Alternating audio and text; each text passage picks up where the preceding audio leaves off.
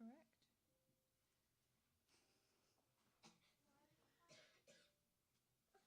John.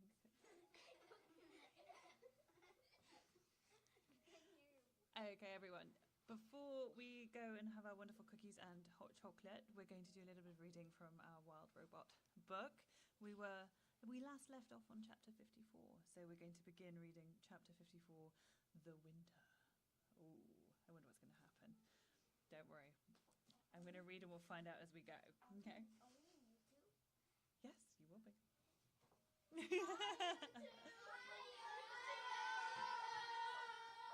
Okay, 4RB sitting looking this way, please. Thank you very much. Luke, June, thank you. Okay, chapter 54, The Winter. The island was quiet. The migratory birds had all left. The hibernators were asleep, and everyone else had begun their simple winter routines. Everyone but Roz. Now that she was alone, our robot didn't know what to do with herself. She stood in her grey garden and watched a sheet of ice slowly form on the pond. Sometimes she could hear her good friends, the beavers, going about their business beneath the ice, and she wondered when she would see them again. Roz stood there until snowflakes started drifting down from the sky. The flakes swirled in the breeze and slowly piled up on the ground and on the trees and on the robot. So she crouched into the nest, slid the stone door behind her, and sat in darkness. Hours and days and weeks went by without the robot moving. She had no need to move. She felt perfectly safe in the nest, and so, in her own way, the robot hibernated. Roz's body relaxed. Her quiet whirring slowly stopped. Her eyes faded to black. She probably could have spent centuries like that, hibernating in total darkness. But the robot's hibernation was suddenly interrupted when a shaft of sunlight fell upon her face and carried energy back to her empty battery. Roz's body tensed. Her quiet whirring slowly started. Her eyes began to glow. "Hello, I am Rosum, Unit 7134, but you may call me Roz," the robot said automatically. When all her systems were up and running, Roz noticed that she was surrounded by broken branches and piles of snow. The roof of the nest caved in, and the lodge was now flooded with sunlight. Roz felt more energized with each passing minute, but she also felt cold. Her stiff joints felt brittle, and her thinking was slow, so she got up, cleared a spot on the floor, and made a fire. The snow inside the nest began to melt, and the robot's sensors began to thaw, and when she was ready, she climbed out through the hole in the roof and into a bright, foreign landscape. The world Roz had known was now covered in a thick layer of snow. Tree limbs bent down to the ground under heavy sleeves. The dark pond was now pure white. The only sounds were Roz's own crunching footsteps. Faint wisps of steam curled up from the robot's body as she trudged through the forest. Roz plunged a hand into a lump of snow and pulled up a thick stick. She snapped it in half and flung both pieces back to the nest. She took a few more steps and picked up a fallen tree. She hacked it into smaller pieces and flung them back as well. Then she reached down to another snowy shape. But what she pulled up was not a piece of wood. It was a Dart the weasel. He was frozen solid. Roz stared at his stiff body for a moment, then decided it was best to leave the poor thing where he was. As the robot continued gathering wood, she found more victims of the cold. A frozen mouse, a frozen bird, a frozen deer. Had all the animals of the island frozen to death? No, not all. There were a few fresh tracks in the snow. As we know, the wilderness is filled with beauty, but it's also filled with ugliness. And that winter was ugly. A devastating cold front had swept down from the north and brought dangerous temperatures and huge amounts of snow. The animals had prepared for winter, but nothing could have prepared the weak ones for those long nights when the temperature plummeted and the wind whipped over the island.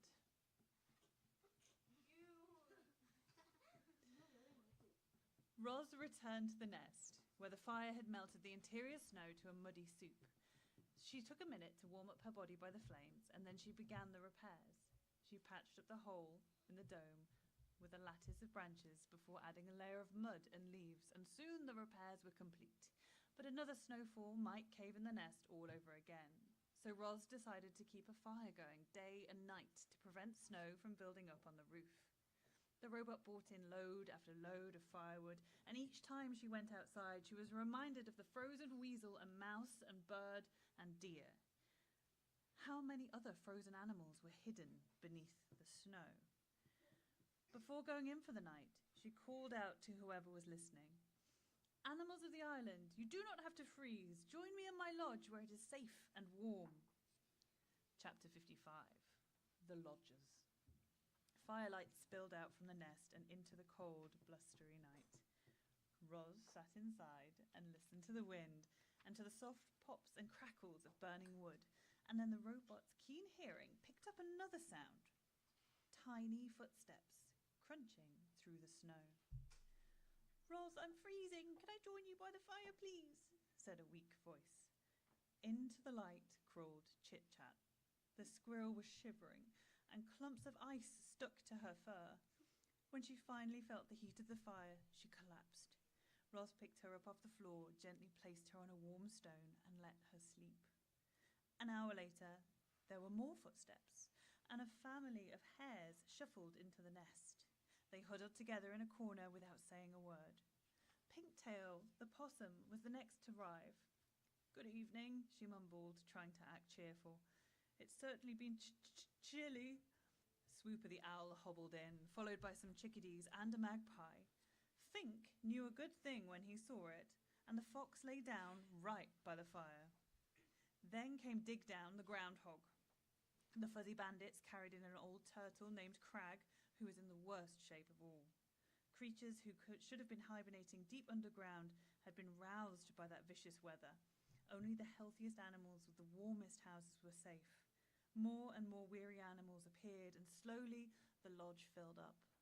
This was the first time many of the lodgers had seen fire, and they gazed at it with a mixture of fear and hope. They could feel the fire's destructive power, but they could also feel its healing power as it warmed their bones. The lodgers seemed to push forward, eager to feel more warmth, and then pull back, afraid of feeling too much. It was important that the lodgers understood fire, so Roz showed them how to build one.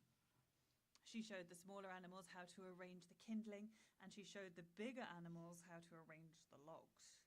Bumpkin, Lumpkin, and Rumpkin struck the firestones together, and everyone cheered when they finally managed a spark. As Roz looked around, she saw moles curling up beside an owl, a mouse snuggling between two weasels, hares nesting against a badger. Never before had the robot seen prey and predators so close and peaceful. But how long could the peace possibly last? "I propose a truce," said Roz, "like the dawn truce. Everyone must agree not to hunt or harm one another whilst in my lodge." "Very well," said Swooper, after consulting his carnivorous friends. "We hunters will control ourselves." "Then it is settled," said Roz. "My home is a safe place for all." One by one, the lodgers each fell into a deep sleep. Even the nocturnal creatures, usually wide awake at that hour, gave into the coziness of the nest. The robot stood out of the way and quietly tended to the fires as her guests slept through the night. Only when daylight was streaming in through the door did the lodgers finally begin to stir. "You're all welcome to stay here as long as you like," said the robot as the animals rubbed sleep from their eyes. "My home is your home." "Thanks a lot, Roz." Fink carefully stepped over a hare and a woodpecker on his way to the door. "I don't think I would have survived another night on my own. It's just too bad we can't cram a few more creatures in here." And the fox slipped out. The robot looked down at the fur and feathers that had now carpeted the floor. The nest had been completely full that night. If any more animals showed up, they'd be left out in the cold. But Roz was not about to let that happen. Chapter 56. The New Lodgers. The second lodge would have to be bigger than the first if it was going to fit Broadfoot the bull moose. He was a towering hulk of an animal and had a thick coat of fur, but even he was struggling with the frigid temperatures. Broadfoot lived on the other side of the pond in a dense section of forest that was home to many animals, most of whom were in desperate need of a good thaw. The winter days were short, so there was no time to waste, and rather than walking all the way around the pond, Ros tested its surface to see if it was safe to cross. She threw a heavy rock in the air and watched it bounce off the hard ice.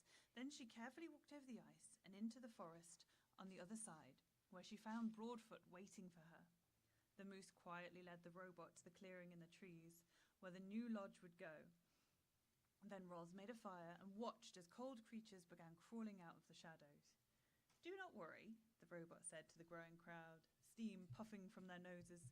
"You'll all be warm soon, but I need your help." Ros asked the animals to collect anything useful they could find. Large stones, strong branches, chunks of frozen mud. With the robot's building expertise and the small army of helpers, the construction of the second lodge didn't take long. The animals happily agreed to the robot's truce, and then they shuffled into the warm wooden dome. "If you keep the fire alive, it will keep you alive," explained Ros as she dropped another log onto the flames. "But be careful, fire can turn deadly in an instant." At dawn, heavy snow was falling again, and there was Ros, setting out from the nest to build a third lodge, setting out again. She trudged into the great meadow, where the fierce winds had created enormous sweeping snowdrifts, but she powered through and finished the job, and was soon beginning work on a fourth lodge, and then a fifth. The island became dotted with lodges that all glowed warmly through the long winter nights, and inside each one, animals laughed and shared stories and cheered their good friend Ros. Okay, everyone, we will stop there for now. Bye-bye, Lucy. We can say a lovely goodbye to the camera.